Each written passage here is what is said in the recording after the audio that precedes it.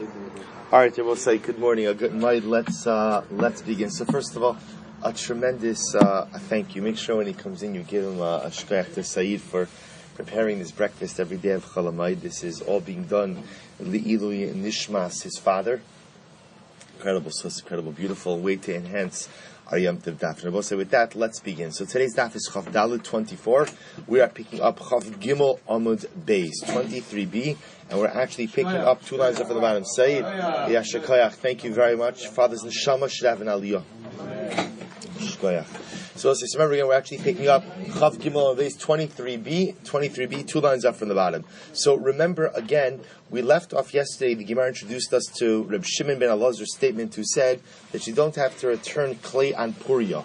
And remember again, the Gemara discussed what's clay on Puria. It's utensils where the owner, lo savatana ayin, the owner does not yet have, it doesn't know the utensils well, therefore it doesn't have proper visual recognition. So we were discussing the idea, what does it matter, visual recognition, not visual recognition, meaning Imanav Shach.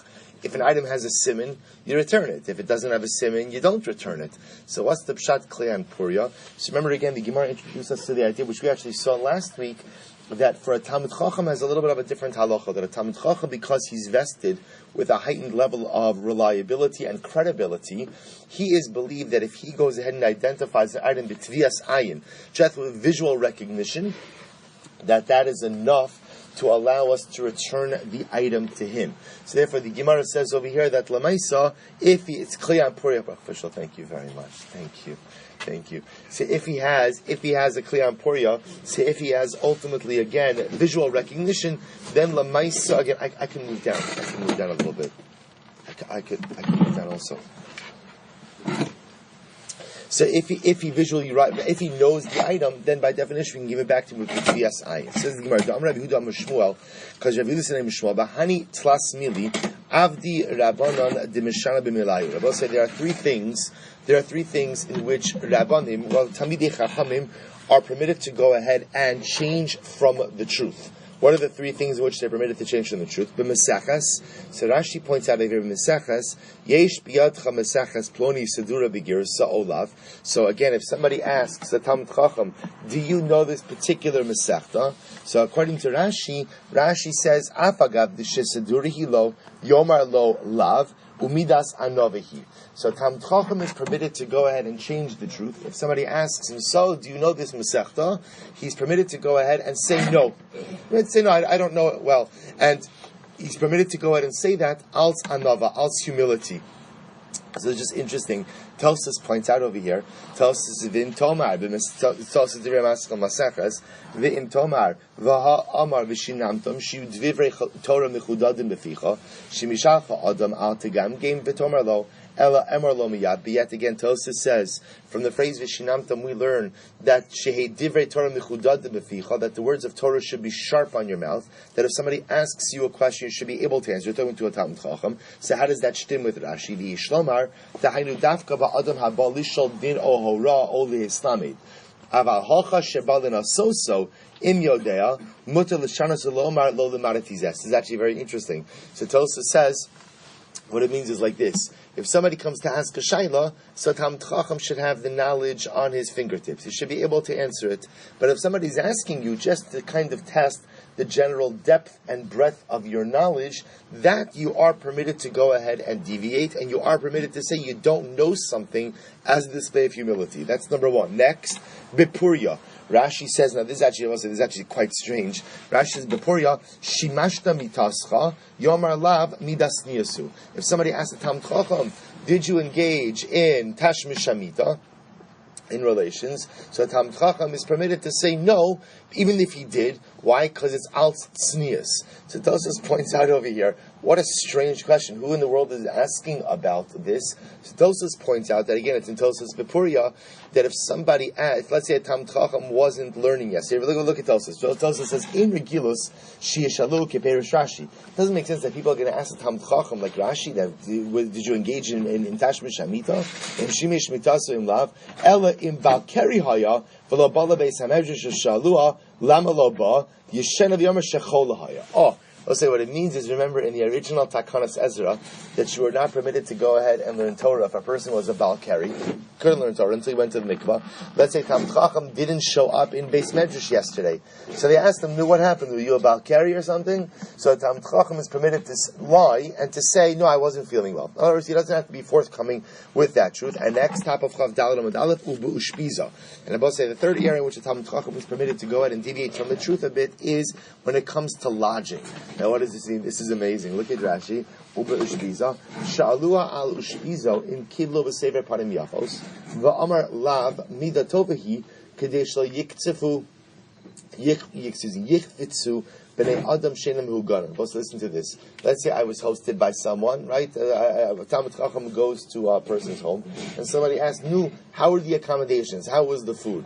So you're permitted to say, it was okay. In other words, downplay it. Why? Out of the concern that if word gets out that a particular person is a great host, what's going to happen? People are going to take advantage of that. Unscrupulous individuals will take advantage of that. Therefore, in order to avoid the host being taken advantage of in a negative way, the Talmid Chacham is permitted to go ahead and deviate from the truth just a bit. So we'll say these are the three areas in which a Talmid Chacham is permitted to go ahead and change from the truth. What we call Maseches, his learning. If somebody asks him, do you know this Masechta? He could say no. Puria, with matters of intimacy, he's permitted to go ahead and change the truth. And Ushpiza and lodging. So it says the Gemara top line of Chav Daled Amud Aleph, my nafkamina, who cares? I mean, what exactly the ramification of this halacha? Oh, Armazutra la durile avedita b'tvius eina. The nafkamina will say is about returning an object to a Talmid Chacham with simple visual recognition. So if you know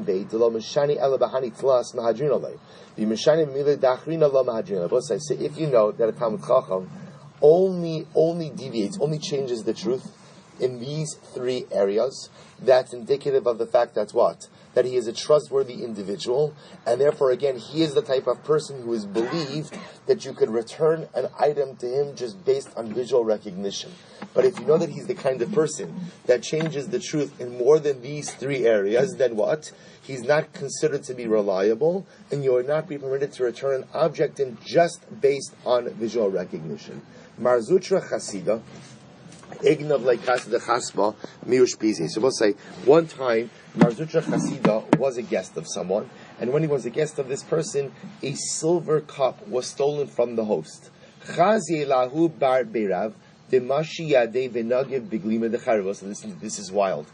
And from the corner of his eye, he saw there was another Talmid Chacham, another student in the yeshiva, who, when he washed his hands, he dried his hands on the garment of his fellow. Right? He dried his hands on his fellow garment. So what happened? So Marzutra Chasida said, Hainu hai, that's the thief. How did he get that that's the thief? Because this guy is clearly not careful with the property of his friends. We'll say somebody who's not careful with the property of his friends, that's a ganav. So Marzutra Chasida said, that's the guy I'm telling you who stole the silver cup. Kaf say they tied him up. Va'odi, and he admitted to the crime. We'll say, by the way, just an incredible yisod. What's the point of this Gemara? The point of this Gemara is when you go ahead and you take liberties with somebody else's mammon, somebody else's money, you're a thief. That's a ganav. We'll say an incredible yisod. That's why Yaakov has always been wondering to himself, why is it that they started my learning with Eila Metzias, right? Why are they starting with Eila Metzias? There are other Masechtas I'd love to learn, and Amir Hashem, you will. Because what do we do with our children first thing? We sensitize them to the money of others. That's the whole yisod of Eila Metzias. That's the whole yisod of this Gemara. That we teach our children to be sensitive to the property of others. Because if you don't have a sensitivity to the property of others, if you take liberty to the property of others, we'll say that is a snowball effect. So those who go ahead and wipe their hands on their friend's garment, ultimately again will come to steal the silver vessels of others. That's the progression of life. So Tanya, Modrib Shemer Elazar, Bekelim Chadash Shesavat Hana'ayin Shechayiv Lahachnis. So I will say we have right now that says Shimon Elazar says that new utensils Shesavat Hana'ayin. Remember we learned this yesterday. Savat Hana'ayin means a person has seen them for a while and therefore has visual recognition of these items, that you are obligated to announce them if you find them. So we'll say, so what are some examples of new utensils that we assume the owner is not really visually cognizant connected with? What are these type of utensils that we assume a person won't be able to really identify? Kegon, bade machtin, vitsinorios, umachruzos. So we'll define this word badim in just a moment. But the badim machtin are needles. Sinorios, Rashi says, are mazlegos ketanim shetavos ben zav. So spinning forks that are used to spin golden thread. Umachruzos shel kardumos, and strings of axes, meaning the types of strings that you string up axes with. Kol elu sha'amru, all of these items. Emasai mutarin. I will say, if you find, so again, these are all considered to be items that people are not sabat and ayin. People don't really have visual recognition of. Therefore, if you lose it, the assumption is that the owner has been miyayish, and therefore the finder is permitted to keep it. But when is that so? Emasai mutarin, bizman shematzan echad echad. This is only a part of Rabosai. If you found them one by one. Abamatzon shnayim chayv lahakavus. Rabosai, if you find them in groups of more than two, you are obligated to go and announce them. Why? This goes back to yesterday's daf. Why? Because minyan havi siman. Because remember, the number of a particular item is also considered to be a siman. So Gemara says, my badi. By the way, what are badim? So Gemara says, well, the real etymological definition of badim are shochi, are branches. So both say, therefore, again, it turns out, bade machtin are like the strings on which you string up the needles, or the strings in which you string up the forks, the spinning forks. So why do they call it badim? V'amai karlu badi, the davar the talu beimidi bad karule, because they both say something upon which something else hangs is called a branch. Just like the fruit hangs upon the branch, so too again the string upon which the needles hang is also called a branch. Ki hahu disnan hasam, as we learned of the Rabbosai.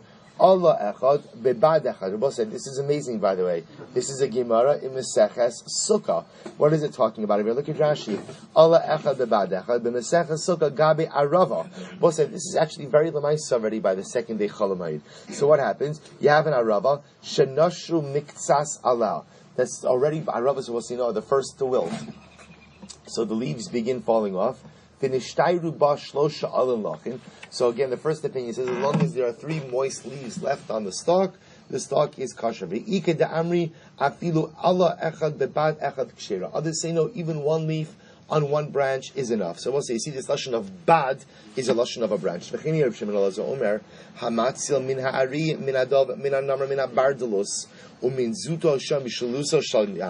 to this case. I say something, a lion is about to go ahead and take something. I steal it away from the lion or from the bear. Or we'll say a namar is a leopard. Bardalus is a hyena. Zutashem we'll say is the tide of the river. Umishliluso shalnar, or the surge, or I should say tide of the ocean. Shaliso shalnar is the surge of the river. Hamotzib, or similarly, we'll say, so these are all examples when I see, generally, if I see a lion taking my item, we'll say general conventional wisdom is, I'm a vater, right? I'm a vater. It's okay, you know what, lion? I want you to have that, right? So the general assumption is there's yeush. So if I go ahead, so I see Ruben's item being taken from the lion, and I go out of my way to save it, that's mine. I can keep that. Similarly, when the owner sees something being swept away by the ocean or by the surge in the river, a person is miyayish. Similarly, hamotze b'sratio platya gidola. If you find so, sratio and platya are reshuyos harabim. These are public domain. Literally translated, sratya is a thoroughfare, and platya is a public square. Ubechol makom sharabim mitzuyin sham. For that matter, any place where you find throngs of people, where you have the rabbim, hare elu shalom. Well, saying all of these cases, when you find something in one of these public places, the halacha is you, the finder, get to keep the item. Why? I'm sorry? In front of the owner? This could even be in front of the owner. Correct. No, the owner could be gone. Meaning, the owner has to know about it, but lav dafka, the owner is there when I'm getting it back. Meaning, the owner could go ahead and see that his item is being taken from a lion, he leaves, I'm there, I take it back. But the owner has to know about it. Correct. The owner has to have known about it at the time the item became yeush. That is correct.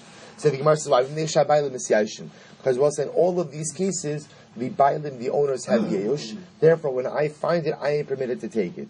So let's analyze this. Now we're purposely focusing on over here on Sratya and Platya. So Reb Shimon Elazar says that if I lose my item in a public thoroughfare, right, the Sratya or a Platya or any place where the rabbin is mitzuyin, the owner is misyaish, and I, the finder, am permitted to go ahead and keep it. Now the Gemara asks on that. Kikam Shimon Elazar. Birov Kinanim. They're both saying, what's the case over there? Is that talking about a place where the majority of people are not Jewish? Aval Birov Yisraelo. But perhaps, again, if the majority of people are Jews, the owner is not Messiah. Because they both say the owner figures that what? That if the majority of people are Jews, then what? Right. Kal Yisrael Tzadikim. So if a Jew is going to find it, they're gonna go to Mimachros it. They're gonna go ahead and announce it, and I'm gonna get my object back. Or maybe not. Maybe the halacha is that even if the majority of people in the city are Yisraelim, if it's a public thoroughfare, the assumption is what? That the owner is Misyayish. So the Gemara says, Imtim Salomar Fila B'Rav Yisrael. Furthermore, even Reb Shimon Elazar says, even if it's a Rav Yisrael, so the Gemara says, Fila B'Rav Yisrael Nami, Amar Pligi Rabbanon Alei, Olo Pligi. Did the Rabbanon argue on Reb Shimon Elazar or not? So the Gemara says, and if you want to say that the Rabbanon argue on Reb Shimon Elazar with Rav Yisrael Vadai Pligi, B'Rav Kinanim Pligi, Olo Pligi. So we'll say, if you want to say they argue in the case of Rav Yisrael, do they argue in a case where the population is Rav Kinani or not? And if you want to say the Rabbanon argue Reb Shimon Elazar even in the case of Rav Kinanim, halacha kimoso, in halacha kimoso, does the halacha of Reb Shimon Elazar or not? And if you want to say the halacha is like Reb Shimon Elazar, whenever you lose an object in Rosh Hashanah, the object always becomes Yeosh. So is that Dafka B'Rav Kinanim or Afilu B'Rav Yisrael? Does the halacha follow Reb Shimon Elazar only in the case of Rav Kinanim? Is it meaning is it only become Yeosh in Rav Kinanim, or is it Yeosh even in Rav Yisrael? So we'll say these are all the kashas. So Tashma, so let's analyze this. Hamotzi Mos Ubate Kinesios. We'll say first wide line. Ubate Midrashos. Ubechol Makom Sharab Mitzvah. So we'll say, remember again, we had this case on the first day of Yom Tiv. So what happens? I find money in shul. Well, we're assuming Bate Kinesios. Ubate Midrashos. Ubechol Makom Sharab Mitzuyim Sham. Hari Elu Shalom. So we'll say, so what does the Brisa say? The Brisa says, if you find money in a shul, or you find money in a basement, we'll say, what is the halacha? You, the finder, are permitted to keep it. Why? Because the assumption is that the owner has yeosh. Then I both say, now understand, man shamis the azal basaruba. Now remember again, let's assume for a moment, the majority of people in the basement and the shul are who? Are Jewish, right? That's a safe assumption. So both say, now what do you see? You see that even when the majority population are Jewish, the owner still gives up hope of retrieving the item, has yeosh, and therefore the person who finds it is permitted to keep it. So man shamas the azal basaruba, who's the one who tells us that we go after the Rav Shimon Elazar? Shamis mina afilu b'Rav Yisrael nami. Oh, Shabbos say, Rav Shimon Elazar, you see, is saying that what? That even in a situation where you have Rav Yisrael, the majority of Jewish people, we still assume that if the object is lost in a public place, the owner is misyaish, the owner gives up hope of retrieving the item, and therefore the finder is permitted to keep it. No. To which the what's the case over here? Oh, Rabbi say, what's the case? The case is where the money is scattered. Now, Rabbi say, everyone agrees, even the Rabbanon will agree, that with scattered money, there's no siman, right? There's no siman, because at least if the money is piled, so remember, the placement of the coins, we'll see this later on, the placements could be a siman. What else could be a siman? Number could be a siman. Menu could be a siman. If they're scattered, there's absolutely no siman. Even the Rabbanon would agree in that case. To which the Gemara says, both say, if the money is scattered money, even in Rishas HaYachid, it ultimately becomes the property of the finder. You don't even have to set this up as a case of Rishas HaRabim, Ela Li'olam B'tzurur. Rather, no, you have to say the case is where the money was bundled, right? The money was together. I'm asking, and what's the case? Oh, B'batei Knesio Shel Kenanim. I will say, but Beis HaKnesses, we translate it as shul, but Beis HaKnesses means a gathering place. We're not talking about a Jewish shul, rather we're talking about, again, a Gentile gathering place. Bate midrashos Michael Mimar. So that's fine for Beis HaKnesses. What are you going to say about a Beis HaMedrash? Right? Right? Beis HaMedrash only means one thing. Beis HaMedrash. Right? There's no Gentile explanation for Beis HaMedrash. Right? So the Gemara says, Michael Mimar. Bate midrashos Didon Tiyasvi Behu Kinanim. So we're talking about again. You're right. Our Beis Medrash, it's a Jewish Beis Medrash, but the Yasi B'Kinanim, listen to this, that had Gentile guards, right? Shabbos or no security. Security. Rashi points out the Yasi B'Kinanim shehin chutz la'ir umoshivin ba'Kinanim lishmar. Both the shuls were in far out places, and therefore what? They had Gentile security.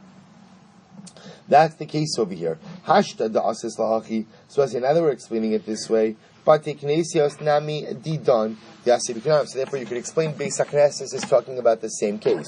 It's our shul with Gentile security. So Tashma, Matzah ba'aveda, so we'll say if you find an aveda, Im Rov Yisrael Chayav L'Hachriz, we're assuming now that you're finding the aveda in the city. So what do you have to do? If the majority of the population are Jews, you are obligated to announce your find. Imrov Kinanim, if the majority of the population are Gentiles, Eino Chayev L'Hachriz, you are not obligated to announce your find. Man Shanislei Da'amr Azlinan Basaruba. So I'll say, who is the opinion who says that we go after the majority of the population? Reb Shimon Elazar. It's Reb Shimon Elazar. Shamis Mina. Ki Kaman Reb Shimon Elazar Berov Kinanim. Ava Berov Yisrael Lo. So we'll say, what do you see from here? You see that Reb Shimon Elazar says that you go after the majority of the population. That's dafka. If the majority of the population are Gentile, that's when you are permitted to keep the item that you lost in a public thoroughfare. But if the majority of the population are Jewish, according to Rabbi Shimon Elazar, you would have to announce and return the object.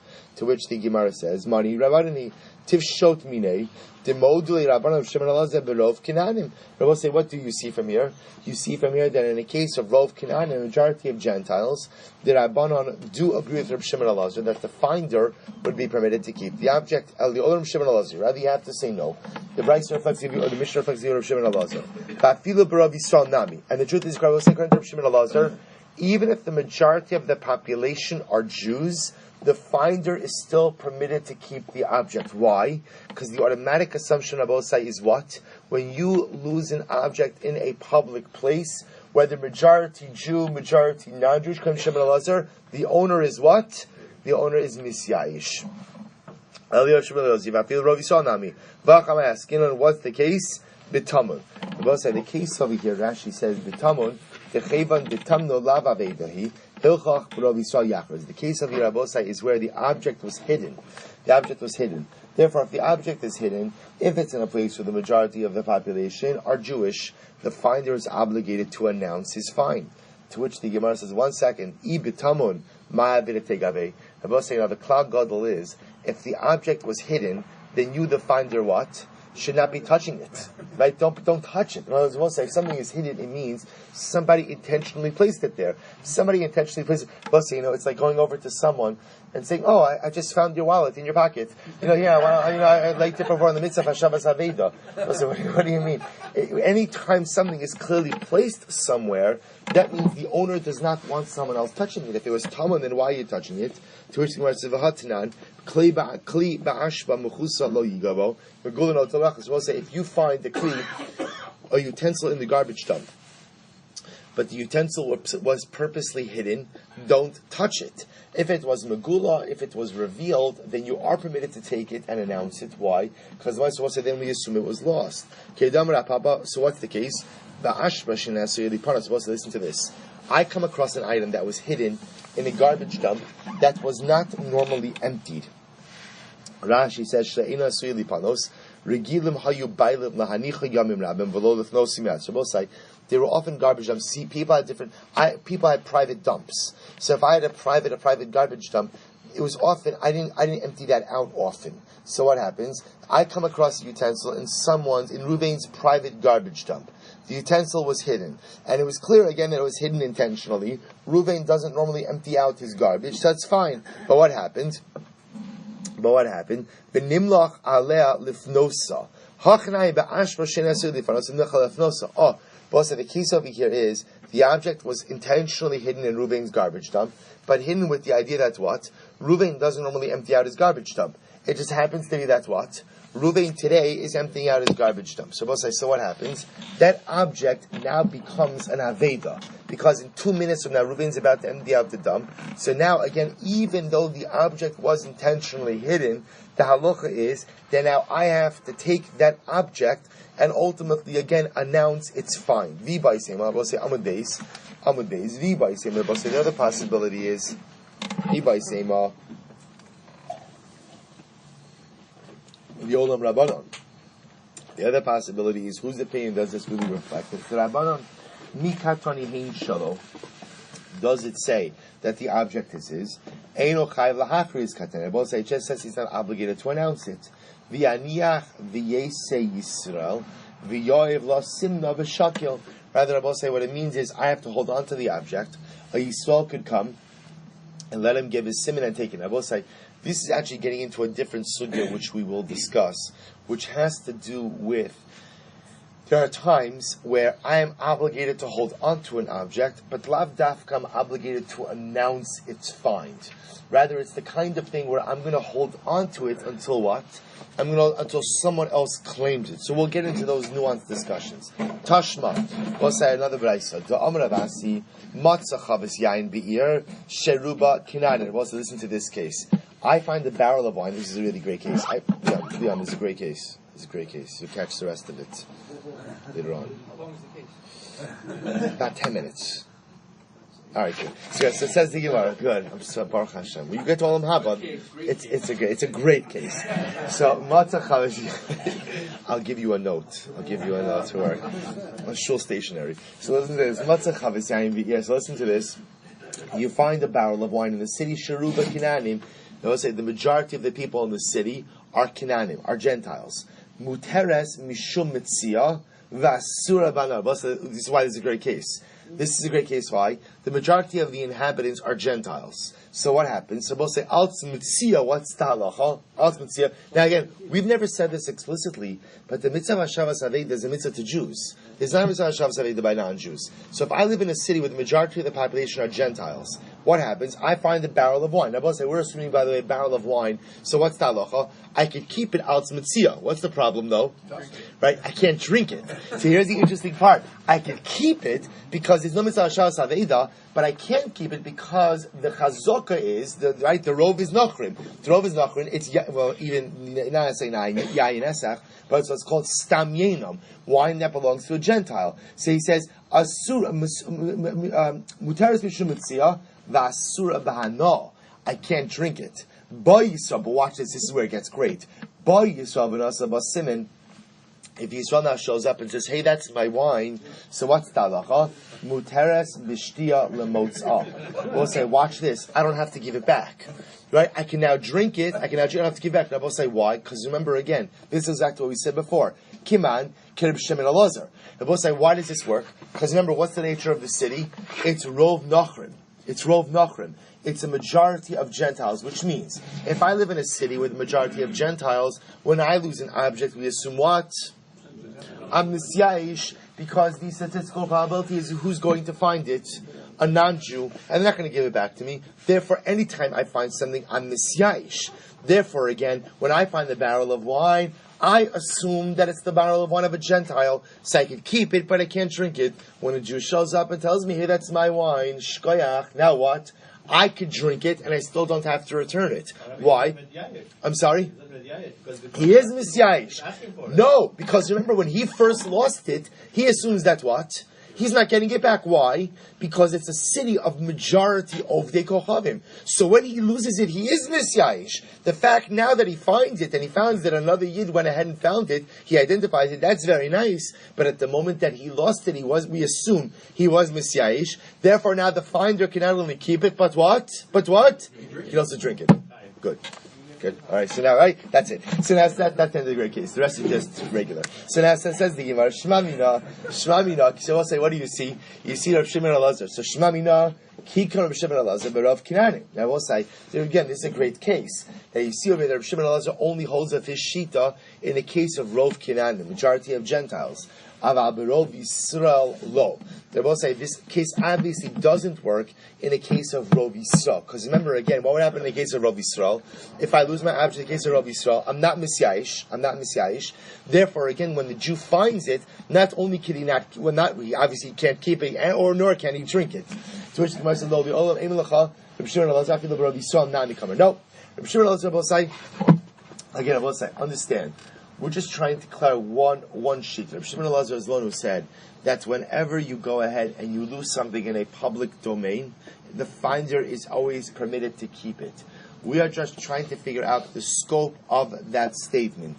Did Reb Shimon Elazar say that only in a case of Rov Nachrim, or even in a case of Rov Yisrael? That's the fundamental shaila we're just trying to figure out. So we just think that we just found the proof that Reb Shimon Elazar only holds the shita in a case of Rov Kinanim.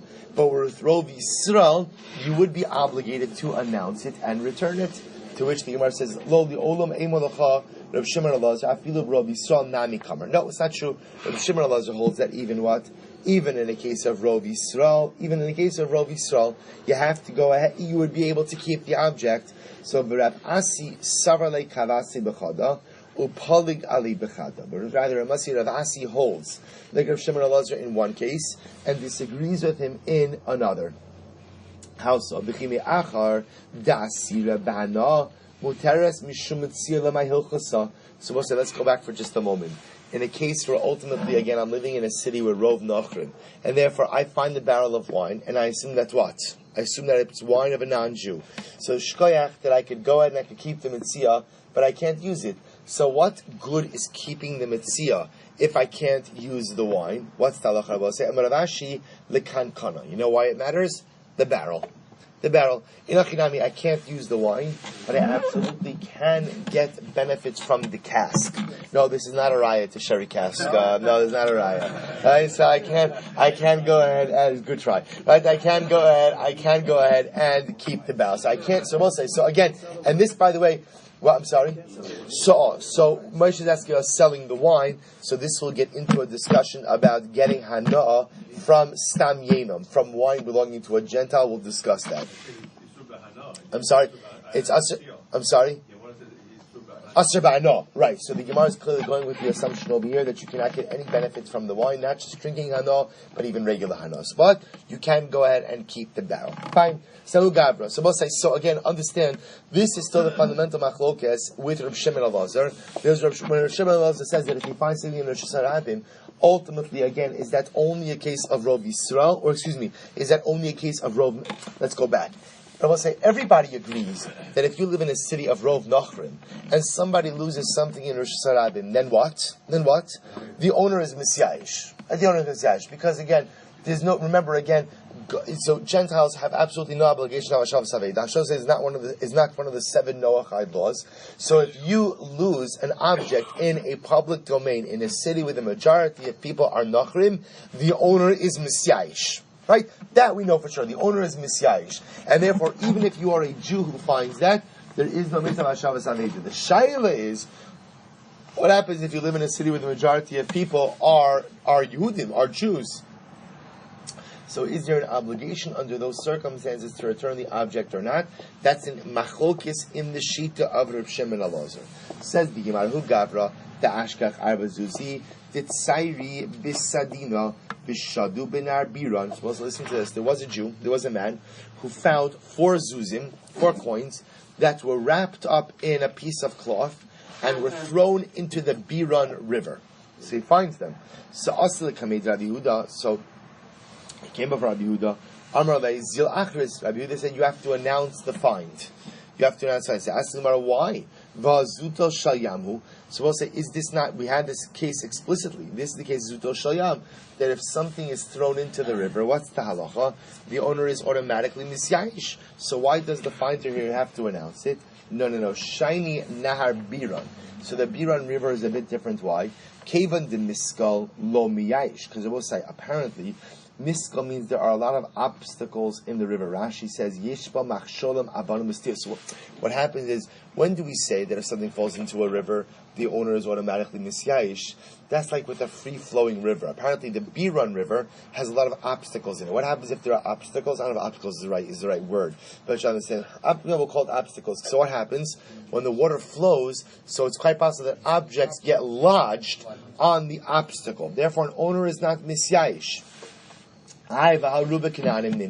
But one second, in the vicinity of the Biran River, the majority of people are Gentiles. So ultimately, again, why would the owner not be misyayish? Shmamina ein halacha k'Rav Shimon Elazar. Afilu Rav Kinan. We'll say it must be that what the halacha does not follow Rav Shimon Elazar.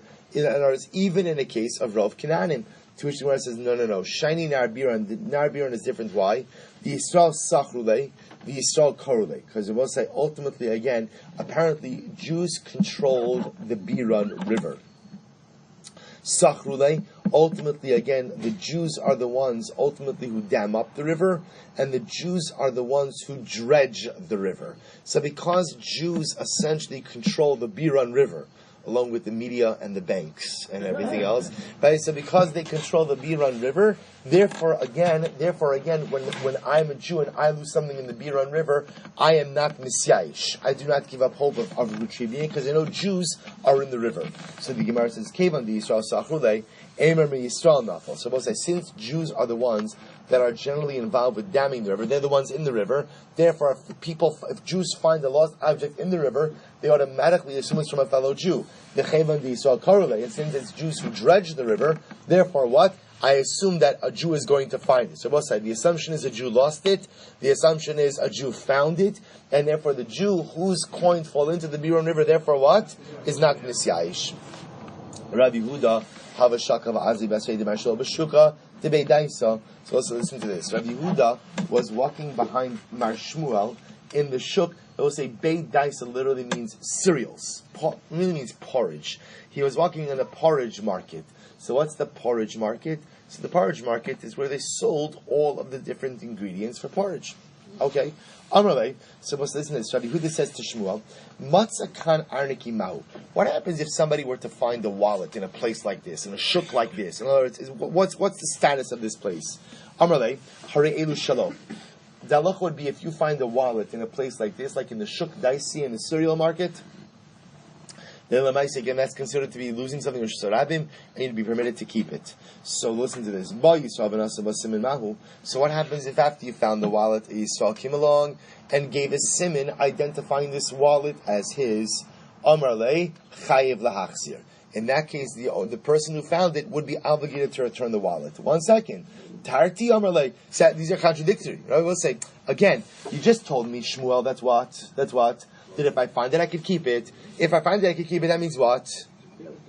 That the owner was misyayish, which means that even if after the fact the owner comes along and gives me a siman, I should still say, it's mine, right? So remember, again, just because someone comes and gives a siman does not mean they weren't misyayish. If something is lost in a shirab, the automatic assumption is the owner is misyayish. If the cereal market is considered, cereal shuk is considered to be a Rosh Hashanah, then the owner is misyayish, which means that when I find it, I can keep it, which means that even if the owner subsequently comes and says, hey, that's my item, I am still permitted to keep it. To which the Gemara Shmuel said, you're right. Lifnim Mishra said, this is amazing. Shmuel said, you're right. According to the technical letter of the law, you do not have to give the item back. But, Lifnim Mishra said, if I know that something belongs to another Yid, and he's coming and he's telling me that it's his, I should give it back. Am I halachically obligated to give it back? Absolutely not. But should I? I'm sorry. This is not unique to cereal. This will be true again anytime a Jew comes along and gives me the identifying marks of the item. With Nimishura Sadin, the halacha says if you choose to go above and beyond the letter of the law, you should give back the item. I'm sorry, lahachzir. Yeah. Because Shmuel was saying, I'm telling you, Rabbi Yehuda, that there's a chiyuv to go lifnei mishra sadin. Right? I'm telling you that it's important. For you, it's obligatory to go live in Mishra Sadin. Now, Tosis has a whole discussion over here. So what does this mean? Does this mean that there's a chiyuv? What Zalman is raising is a very important point, which is, Lifnei Mishra Sadin by definition means something above and beyond. Chayiv means something obligatory. So Shmuel saying to Rabbi Yehuda, for you, I would advise you that for you you're chayiv to go live Mishra Sadin. The rest of us, lav dafka. So it says the Gemara, so we'll say there's another ma'aser like this. Like the father of Shmuel once found donkeys in the desert. I will say, generally, donkeys in the desert are hefker, right? Or I should say differently. When you lose donkeys in the desert, you're generally misyayish. So what happens? The father of Shmuel once found donkeys and had them in his possession for 12 months, which I will say certainly means that what? The owner was misyayish. Yet the owner one day showed up. And what happened? And he returned the donkeys, lifting Mishrazin, I will say going above and beyond the letter of the law. Rava Havashaka Va'azir Baseid Rav Nachman Beshuka Digaldoi. So Rava was once walking by Rav Nachman in the leather worker's shuk, the leather shuk. Va'amrile Beshuka D'Rabbanon. And others say no, it was in the rabbi's shuk. Amrle Matzakan Arniki Mahu, and he asked him. Remember again, this is Rava asking Rav Nachman, tell me, Rebbe, Matzakan Arniki Mahu, if somebody found a wallet over here, what would be the halacha? Amrle Hare Elu Shalom. The halacha would be is if you find a wallet in a place like this, you absolutely could keep it. But, because it's Rosh Hashanah, and therefore again the assumption is that the owner is misyayish. What happens if a Yisrael came along and what? A Yisrael came along and gave a siman, what would be the halacha? Amrle Hare Elu Shalom. So Rav Nachman said, the finder could still keep it. So one second. So we'll say. So remember, Rav Nachman is saying there is no din of Mishra Sadin. If somebody loses something in the public thoroughfare, the halacha is hefker. Even if the owner comes along and later on and says, "Hey, that's mine." So Rava says, "Rebbe, is this true?" But the owner is standing there yelling and screaming, "That's mine." So Rav Nachman says, "That's fine." It's no different than somebody who goes ahead and is yelling, "It's mine," as his house burns down or as his boat begins to sink. As well as people naturally call out to their own objects. So the fact that he's saying it's mine, that's fine. It doesn't change the fact that what? He lost in Rosh Hashanah. The assumption is he was misyayish. You, the finder, and permitted to go ahead and keep it. So we'll say, Rav Nachman is just saying over here with the technical letter of the law. And remember, there's no machlokes. Rava would agree with the same idea. Yes, that is a technical letter of the law. You can keep it. But Rava is just saying there's a concept of going with the Mishra Sadin. That if you see that something ultimately is the property of another Jew, he was misyayish. You're technically entitled to it. Even I will say, greatness in life. Rabbi Nachman has a small sefer that's titled Kedai Lihios Vatron or Kedai Lios Mevater. Kedai Levater. That's the name of the sefer, right? It's Kedai Lihios Vatron. That's the name of the sefer. It's Kedai to be a Vatron. It's Kedai to be Mevater. Right? So Rabbi said the midah of Vatronos is I'm entitled to something. Something is legally mine. I'm yielding. I'm choosing to yield. The best midah in life is the midah of Vatronos. Right? It will say, person will lead a very happy life and shalom dik life if you learn to be mevater. Because 99% of machlokas is usually about people having a desire to stand their ground. I'm right, I'm not going to yield. Why? You know what? You can be right even if you're mevater. Right? You can be right. So we'll say, so that's the thing with Mishra Sadin. So Rav is saying, are you within your right to go ahead and keep the object? Absolutely, you're within your right. But you know what? There's another Jew who is the owner of this former owner of the object. He's clearly distressed that he lost his object. Just give it back. So the Gemara goes weiter. Hahudayo. What's it? This exciting Gemara. Second line from the second wide line. Hahudayo the shakel bisra b'shuka. There was a vulture. What's that? Dayo is a vulture. A vulture that went ahead and took meat from the shuk. The shajye b'tzenaisa de Bei Marion, and threw the meat among the palm trees in Bar Marion. And the place that's a place, the Bei Bar Marion.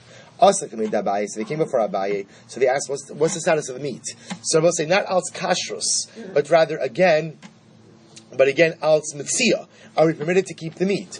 Amarle, zil shakal nafshcha. Yes, you can keep the meat. I v'haru ruba di Yisrael ninu. But one second, the majority of the people in the city were Jews. Shamas mina halach Reb Shimon Elazar afilu ruba di Yisrael. So what do you see from here, Rabbi? So you see from here that the halach of Reb Shimon Elazar, namely that what? That when you lose an object in a public place, it is considered to be hefker, right? The owner is misyayish, and this is true even if what? Even if the majority of the residents of the particular place are Jewish. To which the Gemara says, no, it's not a good raya. Shiny dayo dikizuto shal yam dami. We'll say a vulture is different. Because when a vulture takes something, it's like the tide of the sea took it. In other words, we'll say everyone is misyayish.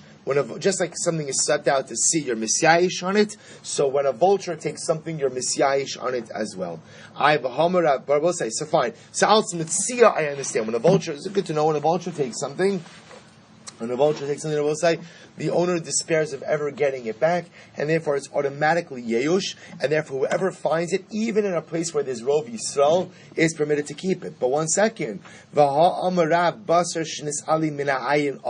there's another issue. We've taken care of the Metzia issue. What about the kashrus issue? We'll say there's a very important halacha, basar shenis ali min ha'ayin, which means that kosher meat, once it's obscured from Jewish view, it's a suffix about its kashrus. So that's kashrus. So what about the fact that the vulture went ahead, took the meat, right? And then again, the vulture went somewhere else. Now it's depositing this meat amongst the palm trees. But how do you know that's the kosher meat? Ba'omi dvaro ehu. Or, Rabbi said the case over here is where literally, I see the butcher. I see the vulture, thank you. I see the vulture take the meat from the Yiddish butcher, right? I see him literally take it from the butcher, and I see the vulture the whole time, and I see him drop it among the palm trees by Bear Marion. So I see the whole process. So let's remember again, the incredible novelty over here is what? I know who the owner of the meat is. But what's the halacha? I am still permitted to keep it. Why? Because I know beyond the shadow of a doubt that the owner was Misyayish. I know the owner was Misyayish. Whenever a vulture takes your meat, you are Misyayish, like Zuto Shalyam. Now there might be a din of Lifnim Mishuras Hadin, if I know who that meat belongs to. So there certainly might be an idea of going above and beyond the letter of the law and returning that meat. But again, that's Lifnim Mishuras Hadin. We'll just go a little bit weiter, then we'll stop. Rabbi Chanina. Rabbi Chanina Matzah Gedi Shachot Bein Tiveria L'Tzipori. Rabbi Chanina found a slaughtered goat, a slaughtered goat between Tiveria and Tzipori, v'tirulo, and they permitted him to keep it. Amar Rabbi Ami, hetirulo mishum Metzia Reb Shimon Elazar, mishum shchita Rabbi Chanina benosh Rabbi Yossi Agalili. So we'll say they permitted him to keep it, alts Metzia, like Reb Shimon Elazar.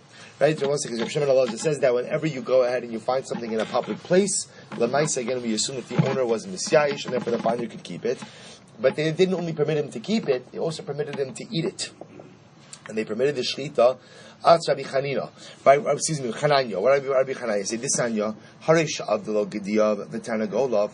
Well, say if a person loses his goats or his chickens, V'halach u'matzan shchutin, and then what happens? He finds them, but he finds that they've been slaughtered.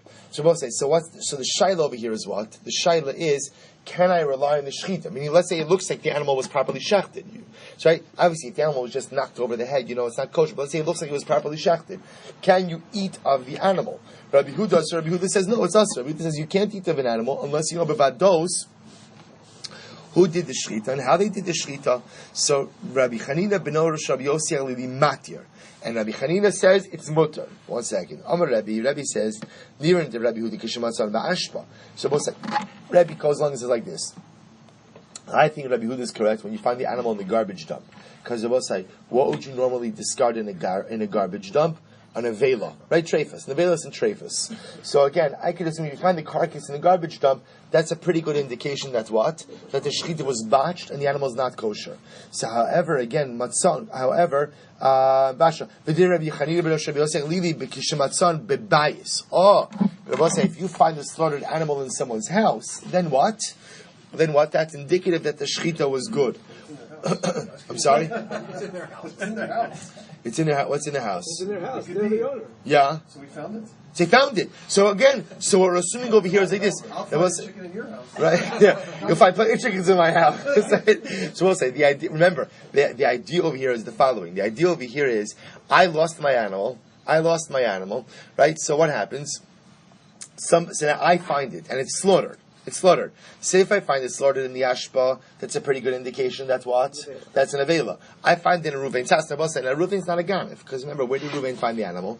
Ruvain found the animal Shusarabim. The idea is over here, if I want to take my animal back, now we'll discuss the ramifications of this. If I want to take it back, so Lemaisa, again, leaving aside the technicalities of taking it back. But if I find it in Ruvain's house, the point over here is that I can assume that the shechita is kosher. So the Gemara says the following. The Gemara says, now both say, now understanding, the fact that I'm allowing the shechita to take place, the fact that I'm saying that the shechita was good, we must be talking about what? A place that's Rov Yisrael. Shamis mina halacha k'Reb Shimon Elazar, afilu b'Rov Yisrael. I both say, now again, remember, all roads lead back to Reb Shimon Elazar. So it sounds like Reb Shimon Elazar says his shita, that's when you lose something in a public thoroughfare, the owner is misyaish, even when it's Rov Yisrael. Because that's the only way that you could assume that what? That the shchita is going to be good as well. Amarava, no. Rov Kinanim, no. We're talking about a case where as Rov Kinanim, the majority of people are non-Jews. The Rov Tabche Yisrael. Oh, but the majority of butchers are Jewish. So we'll say, in a case like this, the majority of people living in the city are Kinanim, are non-Jews. Therefore, when I lose something in a public thoroughfare, I am misyaish. I give up hope of retrieving the item because the majority of the population are not Jewish. Yet, if you find the animal slaughtered, you could assume that it was a proper shechita. Why? Why? Because the majority of the butchers are Jewish. Rabbi Ami Ashkach Pargiot Shchutos Bein Tiveria Letzipor. So let's listen to this. Rabbi Ami found pargiot, right, in a lafa. Right, he found the pargiot. Now pargiot, we'll say, Rashi says, are gozos, are pigeons. Right? So, now if you get pargiot, it means chicken. But you go ahead and you got pigeons. They found pigeons slaughtered between Tiveria and Tzipori. So the shaila is, what do you do with them? Asla kamed Rabbi Asi, v'amrile kamed Rabbi Yochanan. So v'amrile be midrasha. So some say they brought the Shad to Rabbi Asi, others say they brought to Rabbi Yochanan, others just say they brought to the base medrash. So we'll say, what was the psak halacha? Zil, shakal, and afshach. You could keep the pargiot. Right? You can keep them, because we'll say, why? Rabbi Yitzchak nafcha ash, so we'll say, because again, the logic seems to be over there, because it was found in a public place. Rabbi Yitzchak nafka, Ashkech kibura de azli bay. So we'll say what happened. So look at Rashi. Ashkech kiburi de azli bay. Beuzuli matza pakios shaltevi lemechmoros urishtos bimkomo shatzayad mitzuyin. They found it was like coils of string, right? Rolls of string or rolls of coil. No, rolls of string used for hunting, right? Used for string rolls for hunting. So Ashkech kibura de azli bay azluye. So we'll say these are just all examples of items that were found in Rosh Hashanah. And ultimately, again, were permitted to be kept because in Rosh Hashanah. So we'll say, I'll just read to you, interestingly enough, the halacha l'maisa over here. So the halacha l'maisa is the following. The halacha l'maisa is, this is in Siman Reish Nun Tezkim. Listen to this. Hamotzi Metzia b'makom she'yisra mitzuyin sham chayev lahachris shalom nisyaishu abaylim. Rabbi say, if you find the Metzia in a place that has a Jewish population, so ultimately again you have to announce the object because the assumption is that the owner was not Misyaish. Va'afilu ha'ir mechza akum mechza Yisrael, or afilu ruba agum v'umatza b'makom sherov ha'ovrim sham Yisrael chayev lahachris. Rabbi say, if you find the place, if you lose an object in a place where the majority or even 50% of the pedestrian traffic is Jewish, so we assume that the owner was not misyaish, and therefore what? The finder has to announce the object. That's the halacha. However, Avalim rov ha'ir akum, or if the ruby Yisrael Motzah Makum Sharov ha'ovrim Shem akum, Eino chayiv afilu im yadashim Yisrael nafla, v'yesh ba simin, shavadai nisyayishu habaylim. Rabbi say halacha l'maisa we paskin like Reb Shimon Elazar that says what? That if a Jew loses an object in a place where either the majority of the city are non-Jews or the place in which it was lost has a majority of non-Jewish pedestrian traffic, the halacha is you do not have to announce the finding of the object. Why? Because we assume that what? We assume that the owner was misyaish, despairs of ever finding the object again. And the Rabbi say the chiddush, of course, is what? Even if the object has a siman. Even if the object has a siman, there's an assumed yeyosh, and the finder is permitted to keep it. And he goes, he says, ukimo, ukigon, shahayu medarbim, sheish litlos udav, fine. He goes on. Fine. Shabbos says that is the halacha. Well, there's a lot more intricacies which we get into, but bottom line, halacha l'maisa, if you lose an object in a place where the majority of the population, either of the city or of the place, are akum, there's an assumed yeyosh on the part of the owner. Therefore, the finder is permitted to keep the object, even if what? Even if the object has a siman. Masha'inkein, if the object was lost in a place that has at least either a half or a majority Jewish pedestrian traffic, the owner is not misyayish, the finder is obligated to be machriz. Plus, we'll continue with the Mishnah tomorrow. Shkoyach.